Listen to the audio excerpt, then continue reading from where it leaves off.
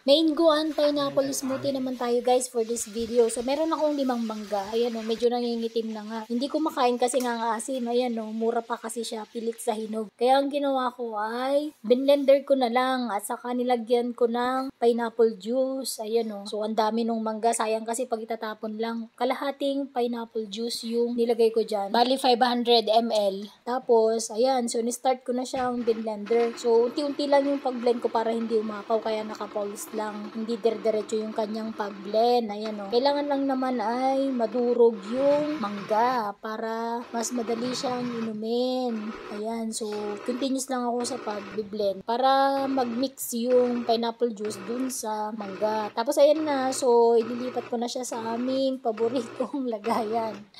So, dalawa pa rin. Hindi ko na nilagyan ng yelo dyan, guys. Kasi sinisipon yung iinom. So, hindi pwede na malamig. At saka, para mas pure yung vitamin C na maiinom or makukuha dyan sa smoothie. Ready to serve na yung aking mango and pineapple smoothie, my version. Hindi ko na nilagyan ng yelo at saka asukal kasi yung pineapple ay medyo matamis na rin naman yun. At saka okay na sa akin yung ganyan pure na mango at saka yung pineapple juice. So, ready to serve na to guys. Yummy to. Medyo maasim pero okay lang sa akin. Salamat guys sa panunod lagi na aking mga video at tapusin sana ito hanggang sa dulo. Bye!